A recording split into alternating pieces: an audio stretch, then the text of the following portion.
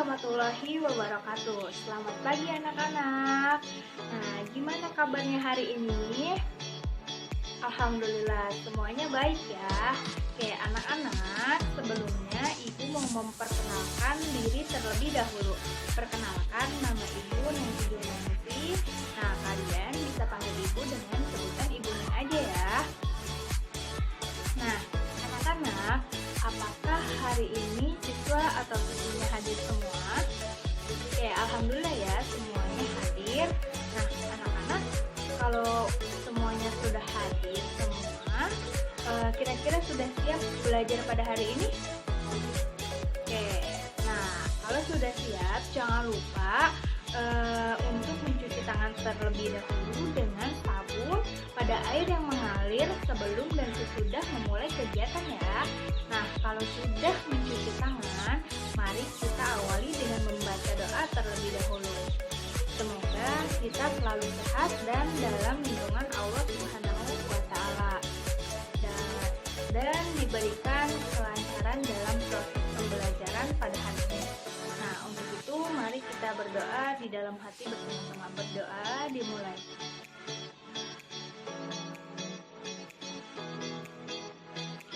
Berdoa selesai. Nah, anak-anak, jangan lupa juga ya untuk meminta bantuan kepada saudara, orang tua di rumah, dan jangan lupa ucapkan tolong apabila kalian meminta bantuan, dan ucapkan maaf jika kalian melakukan kesalahan, serta ucapkan terima kasih setelah mendapat bantuan ya. Oke. Nah, anak-anak, hari ini kita akan belajar di buku tematik, yakni kelas 4 tema 1, yaitu tentang keberagaman budaya bangsaku. Subtema 1 pembelajaran 1, yaitu tentang sifat-sifat bunyi. Nah, di sini pembelajaran itu menjelaskan apa sih itu sifat-sifat bunyi. Oke, baik. Nah, sekarang ibu mau nanya, pernah tidak kalian berpikir bunyi itu apa? Atau kenapa sih ada bunyi? Kenapa sih terdengar bunyi? Nah, misal ketika kalian berada di suasana atau di ruangan yang suasananya atau di ruangan itu semuanya diam, tiba-tiba nih ada teman kalian yang memukul meja. Apa yang terdengar? Apa yang kalian dengar? Pasti ya. Apa?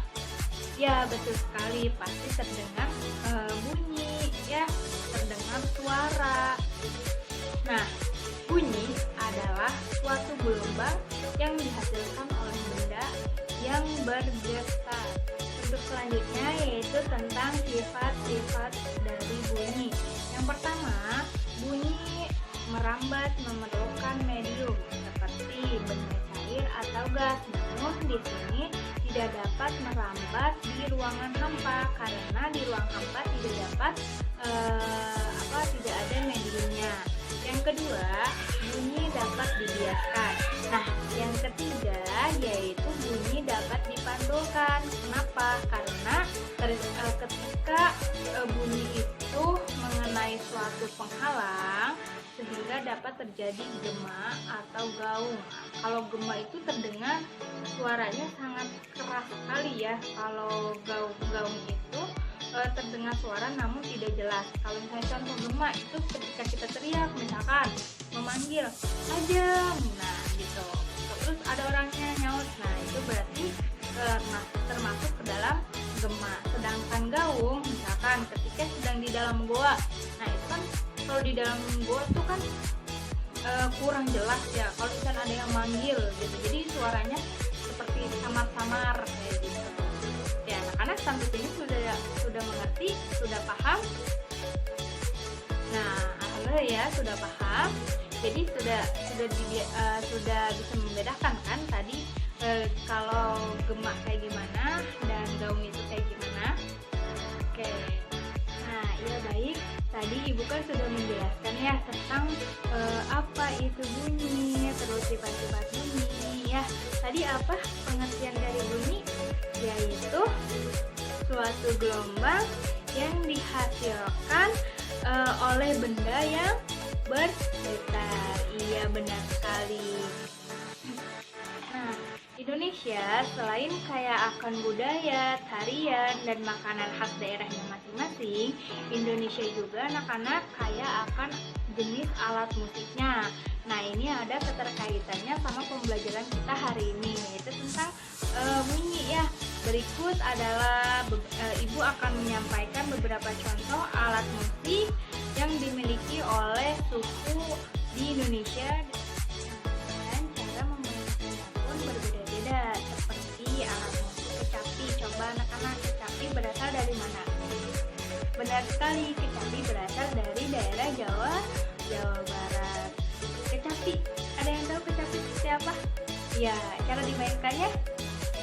Ya, dipetik. Benar sekali.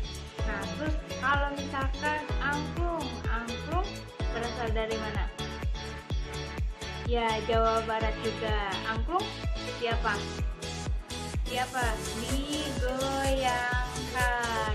Kalau misalkan anak-anak di rumah punya alat musik seperti angklung ya. Kalau misalkan alat musik kendang berasal dari mana? Jawa Barat. Kendang cara dimainkannya seperti apa? Dipukul ya. Dan pipa itu berasal dari Papua.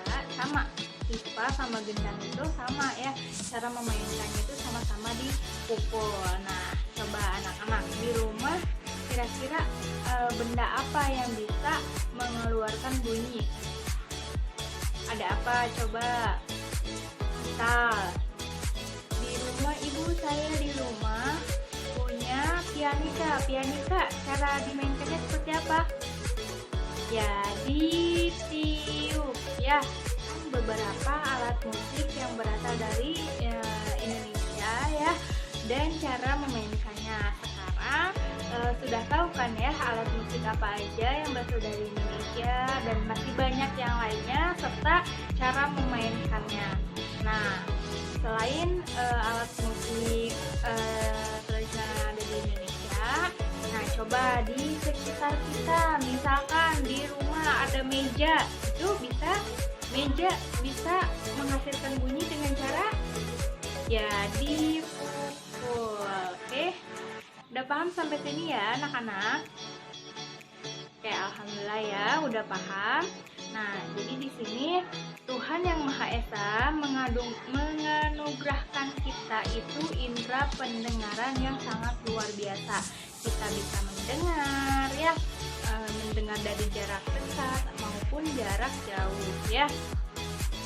Melalui indera pendengaran ini kita dapat mendengar serta menikmati hasil karya seni budaya yang beragam. Seperti tadi kita bisa mendengarkan suara tuli, suara kendang, suara orang berbicara dan lain sebagainya. Makanya anak-anak kita harus banyak-banyak bersyukur kepada Allah Subhanahu wa taala ya. Oke, sampai sini ada yang mau ditanyakan? Nah, ya baik. Jadi kesimpulannya adalah segala macam bentuk bunyi itu berasal dari benda yang bergetar. Nah, getaran dari suatu benda akan mengakibatkan udara di sekitarnya itu ikut bergetar juga. Nah, getaran tersebut menimbulkan gelombang bunyi di udara. Nah, benda-benda yang bergetar dan dapat menghasilkan bunyi tersebut itu disebut sebagai sumber bunyi. Nah, oke. Nah, terus bunyi dapat merambat melalui apa tadi? Benda padat, cair, dan gas. Nah, akan tetapi tadi apa sifat-sifatnya? Bunyi itu tidak dapat merambat pada ruang yang hampa. Oke, sampai sini kalian sudah mengerti? Udah tahu ya sekarang ya dari pengertian bunyinya, sifat-sifat bunyinya, mengenal alat musik yang mengeluarkan bunyi, serta cara memainkannya dan seperti apa. Kalau misalkan tidak ada yang mau ditanyakan, Ibu rasa pembelajaran hari ini sudah cukup. Semoga pembelajaran hari ini dapat bermanfaat buat anak-anak Ibu di rumah dan teman-teman yang lainnya juga ya.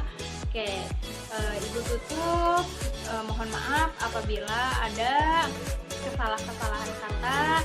Ibu tutup dengan kita mengucapkan dan berterima alhamdulillahirobbilalamin.